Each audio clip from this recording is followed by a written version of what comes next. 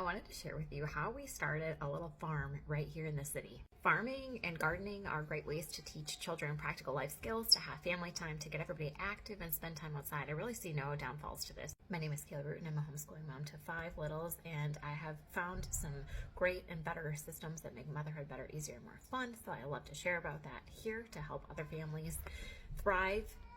Even on a really small property, we've been able to produce enough food to freeze, to can. We have small animals, and we've had chickens and rabbits, and we've put these in the freezer as well. Our kids did play butchering their Beanie Babies with a new babysitter one time, so while that was a little bit uncomfortable, the overall benefits still outweigh those embarrassing moments.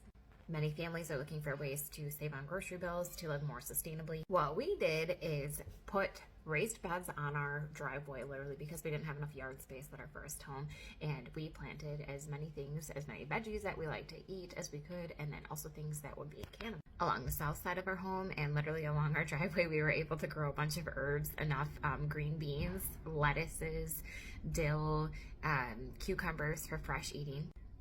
We had a raspberry patch that bordered our property with the neighbors. We grew about 10 tomato plants. It was plenty for fresh eating and also a ton for canning. If you know anybody who has some property, has some fruit trees, things that tend to be abundant, ask them if you can help them pick it up, help them with their garden and use their excess.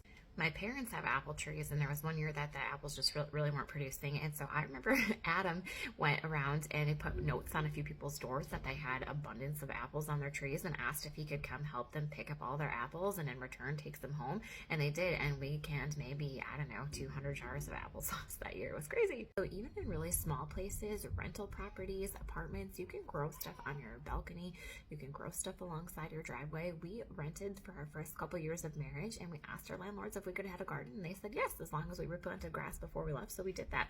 We made a ton of veggies in our backyard. While backyard chickens are becoming more popular in certain cities, maybe you can have 3 or 5 chickens, which we have done that as well. You can also do meat rabbits in most places. There are not a lot of ordinances for meat rabbits. They don't make any noise. I know of people who have even done this in storage sheds.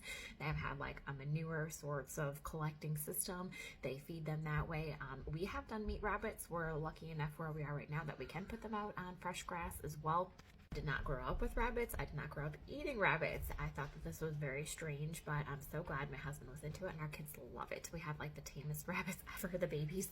Our kids learn so many things about taking care of a garden, long-term goal planning, taking care of animals, how to keep our bodies, how to keep our earth healthy.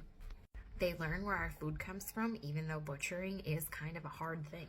They learn to be grateful for and not to waste their food. I shared a list in a previous video about all the skills we want our children to learn, all the things that are not academically like math and language arts related, but at the time they're ready to leave our home, and gardening and farming accomplishes probably half the list, just 5 of those practical things that you need to do in order to learn. I'd love to hear from you if you have a farm or a garden, where you're living, how big your spaces are. I think we can do way more than we realize sometimes, even in very small spaces. And while motherhood will always be challenging, it can be better, easier, and more fun using simple home and better business systems. If you like this kind of content, please follow here for homeschooling, large family living, business, entrepreneur, mom life tips.